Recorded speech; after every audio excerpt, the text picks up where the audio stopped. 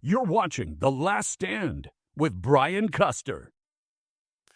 That's right. It is The Last Stand. We bring you the biggest names in the sport. I am Brian Custer. Hey, make sure you like the content like this. You subscribe to our YouTube channel. You hit the like button. And listen, you also can listen to us on iTunes. You can listen to us on Spotify as well if you want to just listen to the podcast as well. All right. Joining us now, folks, is the WBC Junior Lightweight Champion of the world. This guy will shock you with his performance. He is O'Shaquie Foster. Champ! Man, it has been so long. Welcome back to The Last Stand. Hey, what's the deal, bro?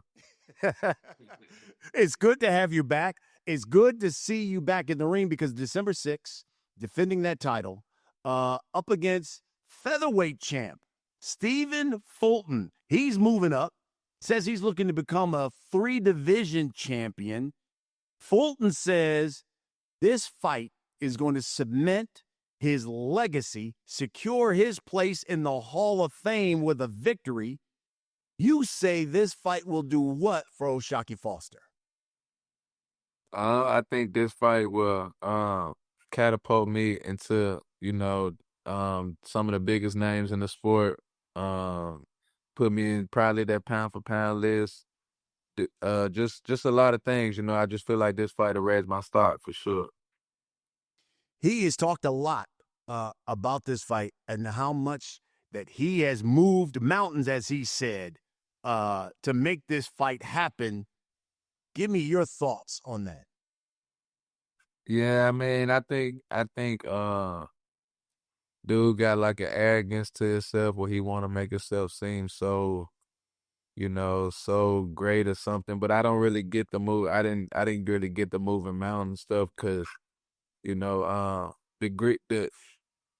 fight was been agreed upon. It was supposed to happen 3 times, so I don't know why the third time you would have to move mountains to make it happen. Like, but I think Buddy got something in him where he just try to be like make it seem like he just got it like that, like he just doing it like that. But yeah, that's my view. It ain't nobody moving mountains and stuff. We agreed upon the fight, and that's happening. He was quoted in Ring Magazine as saying, quote, "There are levels to this sport." He's going to find out about that December 6th. What's your response? Yeah, I mean, I feel like he understand his levels, and I feel like he know he fucked up. He could say he's saying that to everybody else. And my bad for cursing on your platform, but he's saying that to everybody else. But we talking levels, then I don't understand it. Because if you saying the only guy that's on my level that he fought was that anyway, all them other guys was kind of basic, kind of straightforward. Not to take away nothing he did, but if we speaking levels, I feel like I'm levels above him, so we gonna have to just see. I remember when you two faced off, seeing you guys face to face for the first time. There were some words you guys had back to back. Do you remember what you said to him, and what exactly did you see in his face when you finally had that opportunity to do that first face off? Um, I really don't remember too much of what we were saying. It was just like little stuff. He was like, I know you gonna come ready. You gonna bring the best out of me. Just saying stuff like that. And I'm just telling him, like, bro, I'm different. Like, I'm different. I'm going, all that stuff. I'm gonna show you, But what I got from the face off is, nervousness, trying to put on a persona of tough guy and this and that. I seen straight through that shit. If you watch all his interviews or most of his face off, he ain't smiling at none of that. He ain't smiling, trying to be a funny guy. When we first faced off at the press conference, he walked up smiling, like he chuckling. And once he knows I wasn't chuckling, he tried to make a serious face, like go serious. And I see through that, you know what I mean? So yeah. I thought it was interesting, he gave an interview where he said after that face-off, he realized that you weren't that big. He was like, yo, this guy isn't big. Everyone's talking about me coming up in weight. I felt like I was the bigger guy looking at him, and he also talked about how he was going to walk you down at certain points in this fight. Give me your response to that stuff. I mean, if you're a fat guy, you're gonna obviously look at somebody that stay in shape and be like, "Oh, he's smaller." But once you gotta make weight and you understand that our body frames are way different, I'm bigger than you just body frame wise, then it's different. You know what I mean? I really ain't trying to hear that. He was a fat boy when he came and seen in LA. You know what I mean? Uh, with the walking down, who has he ever walked down? Like I'm not even kidding about this. Like for real, for real. Who has he ever walked down to be talking like him and Bozy and is talking about how they gonna do this to me, they gonna hurt me, they gonna stop. Bro, who has he ever walked down? And y'all talking about me like I'm not like I ain't been in a trend, like I ain't showed everybody that I can do what he's saying he want to do, walk down. I can do that. You know what I mean? And I got the power to make a difference when I do that. Once he try to walk me down, you gonna try to walk somebody down that got more power than you? Come on, man. You gonna run into something. So it's all just they just talking, trying to see if they gonna get a reaction out of me. It just sound dumb though. You ain't walk nobody down in your career. Now you gonna walk a bigger. Come on, man. Come. Fighters always place, and most guys do that. They kind of play a fight out in their minds on how it's going to go. When you've laid down at night and thought about this fight, how do you see this fight going on December 6th? Honestly, man, I can see it going several ways. I can go out there and if it box him and then start putting pressure on him and then finish the fight in between 12 rounds. Or early rounds, if it get too a little while too, I can crack him early. Like I feel like I got several ways to win this fight. You know what I mean? I know a lot of people don't see it or whatever, but I swear I look at this fight and I can see 3, 4, 5 different ways where I can win this fight. You know what I mean? So I'm super comfortable going in, and of course, nothing to take away from Fulton. I expect him to be at his best. He's a great champion, but like we said, there's levels, and I'm gonna show that. Mm. Some people and fighters say this. Hey, look, once you've been stopped and stopped in a dramatic way, it never leaves you. Is that something that the feather that you have in your cap that you say, I know if I put some pressure on him and I hurt him, that mind will go back to what happened in the past, and it could be an early night. Oh yeah, for sure. I mean, I really wasn't just. Yes, I'm one of them guys. If somebody else can do it, I can do it better. So if somebody stops you, I feel like I can stop you better. I can do that better. So if we being real, yes, I feel like yes, I can hurt him. I can do some things, and I'm not going into the fight looking for a knockout. But whatever happens, happens. It's gonna be the dominate performance 12 rounds, or we gonna make it happen inside the 12. Mm. Um, do you think, because so much has been written about this fight and it is really a good fight, do you think maybe even from the articles that were written and from how Stephen has been talking that they've underestimated you, or do you feel as if you're being disrespected? I mean, you are the champion. He's coming to your division. I think it's a little bit of both. You know what I mean? I think it's a little bit of both. Uh, they looking at the last fights and thinking that think they see something, think they can squeak by me and get a little dub by trying to, manipulate the ring, but they don't understand, like, I done changed everything up. I done some great changes to my camp, and I'm ready. Y'all gonna see a different fighter. All that underestimate me and trying to look down upon me, and I'm a champion. It's gonna show. It's gonna show. I remember, obviously you became champ after that Robson Conceição victory. In the first, I'll be honest with you, I thought you won the first fight as well, and that was obviously highway robbery. And I'm glad that you got the opportunity to rectify that. What did you learn from that whole experience of that fight? For me, it was just don't get complacent. Uh, don't get complacent. Always finish strong and you know, that's really the biggest thing, man. Finish strong. Don't ever think you just got it in the bag. Keep going hard, man. Don't ever get complacent. That's what I got. Yeah. Um, victory over Fulton. You talked about putting you at the elite and big names on the horizon. What is on? Who are the big names for you on the horizon? I mean, just all the guys that they talk about, like, when they speak of the future of the sport and just anything involving the sport, I be wanting my name to be in the mix. So that's what I mean by that. Like, I'm trying to be, when they think of boxing today, they think of Shock. You know what I mean? So that's what I mean. And who's on your hit list? Who would be next? What would be the biggest fight? What do you believe when a victory over Fulton propels you to fight this guy next, and it will be even bigger? Who's on your hit list? I'm gonna keep saying it, Shakur. Uh, I don't know what Lamont Rose's plans is, but he can slide back down. Just stuff like that. Them guys. Anybody that the people say is the one. Anybody that the people say is the best.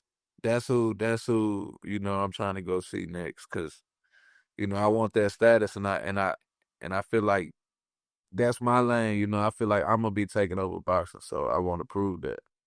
So I'd assume you'll be looking at that Pitbull Roach fight very closely. And what do you think? What do you think about that fight? Who wins that fight? And I'm assuming you're going to look at Lamont like if you are victorious, let's get it all. I think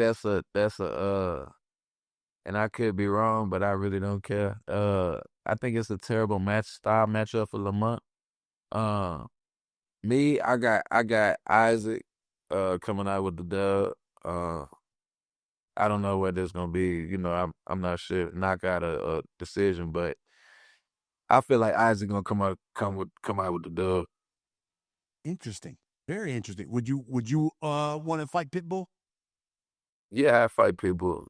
I box the shit out of him. Yeah. Mm, interesting. I remember when we had you on the Last Stand a couple years ago, and you were telling me, you gave me a story. You said that when you had gotten that gun charge, I think it was back in 2017, you said you went to prison, and in prison, Yeah. if I'm not mistaken, you said you saw Terrence Crawford, I think, fight, and he had become undisputed, and you had said it was one of the things that kind of inspired you to say, you know what, let me just I need to turn things around, not only personally, but from a fighting standpoint, and it kind of got you going.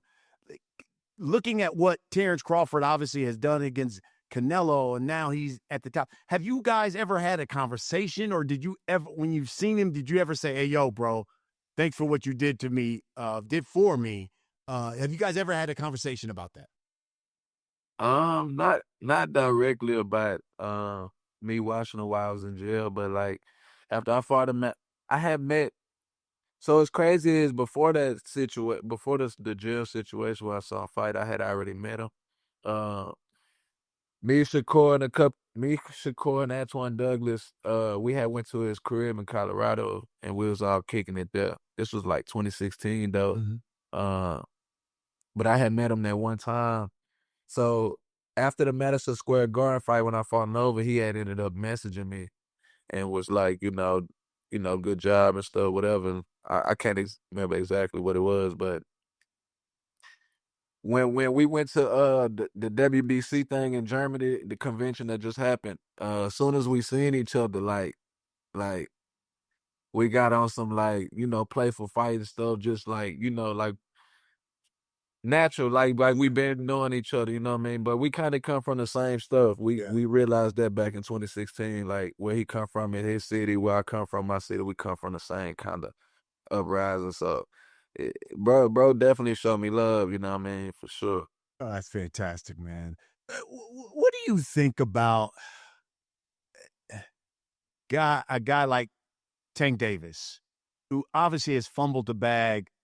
He was going to fight Jake Paul. Now he's out of that fight because of another lawsuit. I guess give me your thoughts on guys because of where you've come from. And then you said, look, I got to change my life because I don't want to go back there again. It just seems like there are some guys who have it, but continue to let those things from the past mess up their future. Well, I mean, what would you say to somebody like Tank Davis and others who keep fumbling the bag, so to speak? Man, I ain't a lot like I don't really know, bro, situation like that, so I don't want to seem like I'm talking down because I really don't. I know how I could get out here, you know what I mean, in the real world. So I don't really know, bro, situation, but I I I I shoot positivity out to him, man. Hopefully they can get right, you know what I mean, because he one of the biggest fight names in the sport. Yeah. The sport would hurt if he's gone, just being honest, because so many people will want that fight, you know what I mean, even including myself. Um, but all in all, man, I just wish everybody the best, man. I hope his situation, work out, you know what I mean. But I can't really comment on it because I don't really know, you know what I mean. What do you like? Do you like the Jake Paul thing and what he's doing? Because it just seems like he can, for some reason, garner these huge paydays. And then, what do you think about this YouTube boxing and what he's done to the sport? Man, I think it was great. I think it's great as far as new eyes on the sport and just expanding the sport, but um, certain things. I mean, I don't think it was bad for the sport, honestly. You got the celebrity boxing, you got different avenues and everybody want to pursue boxing. Um, I think it made it a little weird as far as like people not understanding that boxing not a popularity test. So when I see guys and they see I'm a world champion and they be like, "Oh, um, you you you ain't gotta have this many followers to do this, or you don't have to have this many followers to make this." Like they'll see a car I'm driving, and they like, "Oh, you ain't gotta make this much to know. You gotta become a world champion, and then your life change." And but it's just the illusion of having so many followers and having so many woo woo. That's what makes you a champion. It's like, nah, you know what I mean? I feel like that's why I get so much disrespect today because my following not as big as everybody else. So, they pick and choose. You know what I mean? Yeah. Hey, listen, you've got a one hell of a story. If you could put in perspective for us, what is it like to be a professional fighter? Let's say compared to professional football player, NBA player, because you guys go through some stuff. How is it different? Uh, I ain't gonna lie. It's crazy because man, when they see you and they look at you, it's like I don't know, man. It's huge though, because the way people look at me and they like, it's not like they scared of me. They look at me like I'm the baddest man on earth. You get what I'm saying? Like I done something that, which is rare, but it's like, they looking. I don't know, man. Just being a champion come with so much, man. Like just having that belt attached to you. People just love you.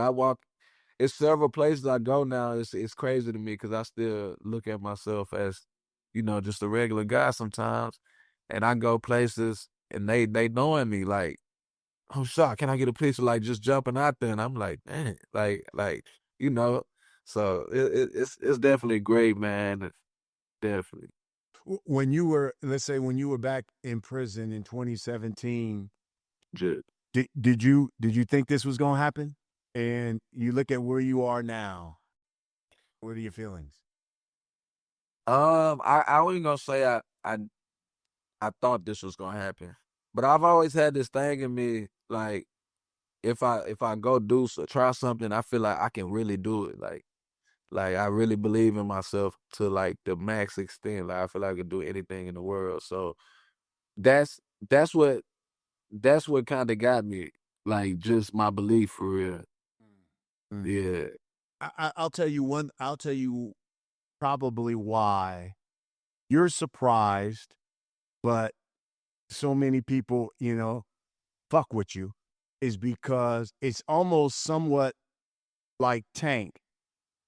Those who know your background know what you've come from. Like, whoa, this dude had a charge, he's in jail, homeless at one point. I mean, had to, once, grandmother and that hurricane that came and taken away your home. It was like, yo, this dude is a survivor and yet became a world champion. Some people can identify with that. And maybe promotional companies haven't done enough to talk about everything that you've gone through and have you pulled your own self up from your own bootstraps to become at the top and to become one of the elite. But it is a great redemptive story. Are you proud of how you have turned your life around to be where you are right now? Nah, I appreciate that for sure. But yeah, most definitely I'm proud. I'm just not satisfied. I'm proud, but I'm just not satisfied. I feel like uh I got a lot more to prove, a lot more like heights to climb, you know what I mean? So I'm definitely proud of myself, you know what I mean? I just ain't you know what I mean? I ain't yet. I ain't there yet, you know where I wanna be. I like, and it leads to my next question. What are your ultimate goals in the ring? What does Oshaki Foster want to accomplish here in the next year, next couple of years? For me, man, it's like when we speak of the '90s and we speak of the early 2000s, the '80s, and we hear names. It was a whole bunch of boxers, but you only hear them certain names that was in the mix, and that's my thing. I want to be mentioning on the greatest. You know what I mean? Hall of Fame, of course. Retire with all my with my money. You know, just all of that. You know what I mean? I'm. But biggest thing for me is definitely retiring with the big money and leaving my mark on this sport, a serious mark. Yeah. What do you believe Stephen Fulton Jr. is going to find out about you, and maybe even the rest of the boxing world going to find out about you on December 6th? That that they didn't see my full potential before before he got in the ring with me, and that my skills and what I can do in the ring is one of the rarest to ever come through boxing. So I that's what I see. I feel like I'm gonna show everybody that I'm really different and that I can that I done got sharp. You know what I mean? I was got complacent and now I'm back bigger and better. Sure. I like it. Where do you see yourself ending your career? What weight? Uh Maybe like 40. If you got guys like Haney, Teofimo, and them guys at 47 or something, you know, I could see making a big fight with them guys. They not that big. They coming from 35, 32. So, you know, just fighters like that. If it weighed, that's how Floyd and all them ended up making it to 47 anyway. You know, the fighters moved up type stuff. So yeah. Listen, man, I love that you took the opportunity to spend some time with us again, and to talk about this big fight. Hey, look, talk to Stephen Fulton and talk to the people who on Amazon Prime are going to buy the pay-per-view. For the people in San Antonio coming out to that fight, let Stephen Fulton and let these people know what they're going to see when you step into the ring with Cool Boy Steph. Oh man, it's shock the world season. They gonna get shocked. They think it's sweet. I'm coming in to dominate. Fulton gonna see fireworks all night to some explode, and we out the mix. We coming in. We stealing the show, and we out for sure. And it's in Texas now, so we got to come in and do it big. Yeah, you're right there in the home people. You got the home people there behind you, so that's going to be one heck of a fight. And I think it's great then that we could possibly see whether it's Oshaki Pitbull, Oshaki Roach, any of those guys next. That would be fantastic. He is the WBC Junior Lightweight Champion of the World, Oshaki Foster. Champ, thank you for the time, man. Thank you, bro. I appreciate you having me. Absolutely. That's what we do here on The Last Stand. We bring you the biggest names in the sport, like the champ, Oshaki Foster. Thanks for watching, everybody. We'll see you again next week.